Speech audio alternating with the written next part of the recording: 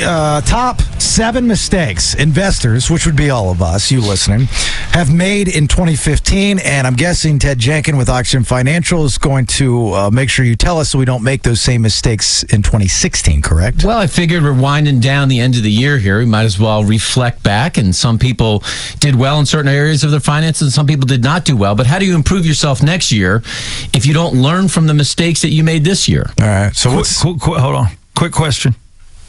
Bailey, 10-year-old, buying him a shotgun. Good gift or bad gift? No. Is it plastic? No, wait a minute. She's not buying the shotgun. I've already purchased the shotgun. She's just going to give it to me for Christmas time. It'll be her gift that she'll go to school and say, yeah, I bought my daddy a shotgun. Yep, and they wonder why the kids are shooting people up. Thank you. Wow. Thank you. That's a little extreme. That is a little Ted. extreme. Ted, would you allow your little one to buy you a shotgun? No. But hey, look, we live in Georgia. It's fine. What's that mean?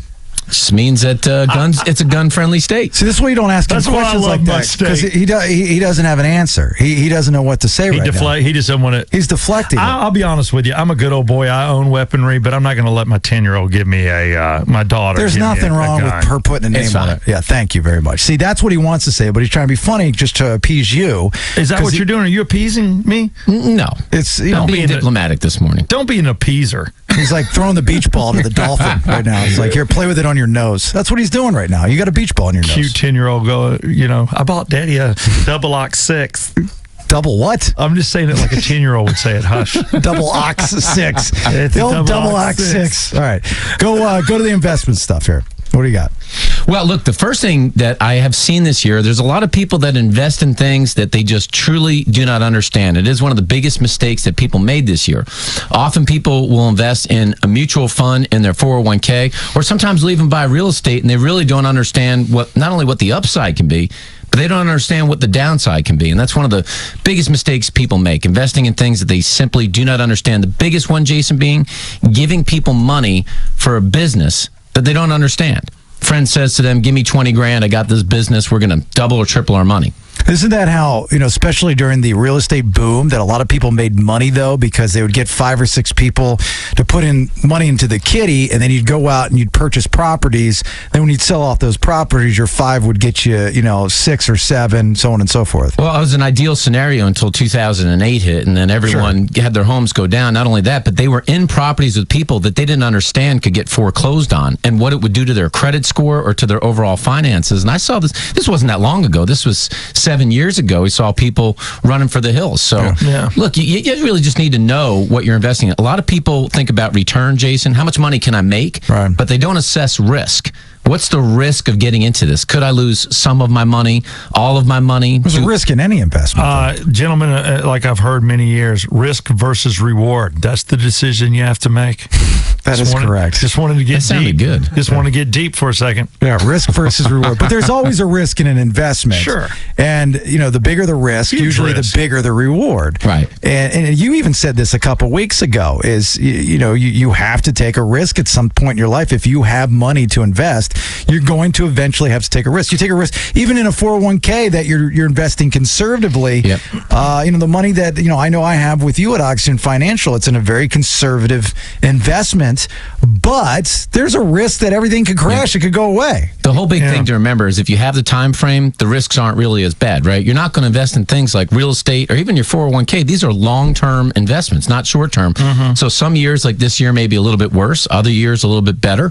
But, if you're going to invest in something that's risky, just know you generally need more than 5 years to do it. It's just a big mistake people make, especially when they get cash in their pocket. Give me another one. Top, what is he? I'll tell you one of the big ones, Jason, is I don't think that I saw people this year invest enough money in themselves. Did not make an investment in themselves. And so when you think about getting into 2016, are you going to invest money in your health, i.e., hire a trainer, join a gym, get on a better food plan? Are you going to invest in your education, take an additional class, get an extra degree or something that's going to improve your skills so you can make more money at work?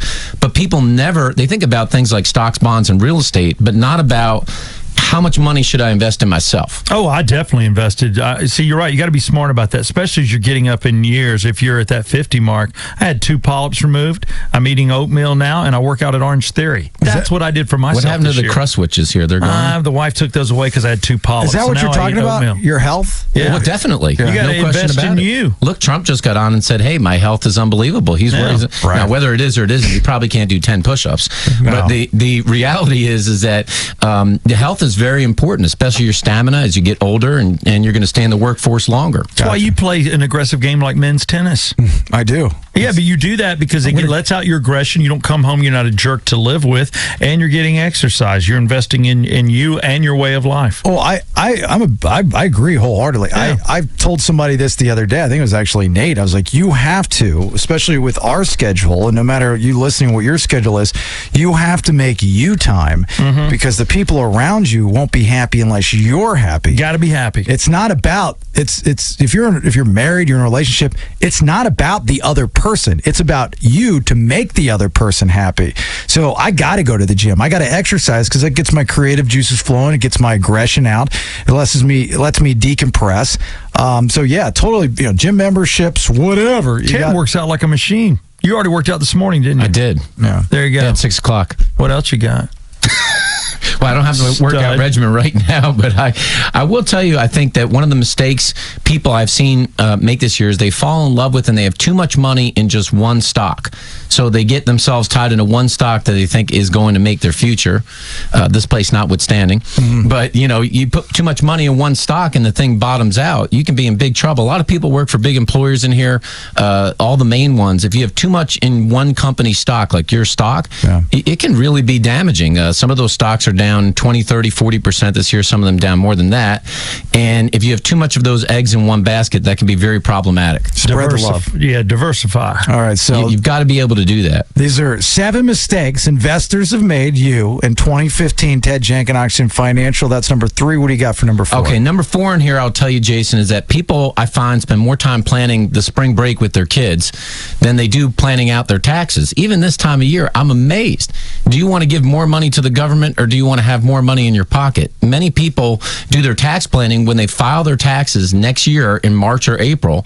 Not now when they should be doing it, or even in the beginning of the year, and they don't make that plan. So they end up paying more money to the government, and generally there's, say, 3 Hail Marys come tax time to figure out if they're going to get a refund. Oh, hell with that. Is that what you say to the person that you go to? Yeah. Hell with that. I'm like, hell with that. We're not doing Hail Marys. We're going to write some stuff. We're going to think about it now. I'm changing the whole process, says me. Yeah. I'm writing off everything, including gym clips. All right, what's the next one? Is that what you're writing off? I done anything I think I used the whole paper to All right, I'll give you a couple more in here because you got to fix these going into next year. I see way too many people that bank on their primary home, their regular residence, as a place that they think is going to be an investment that's going to make them tons of money in the future. So they convince themselves if they put in a pool and a home movie theater and all these other things that their house is going to double in value. And Jason, babe. No, I'm listening. So far, I disagree. More often than not, that's not going to happen. Every once in a while, there'll be a certain pocket in the city or a particular place that will do really well, but Castleberry.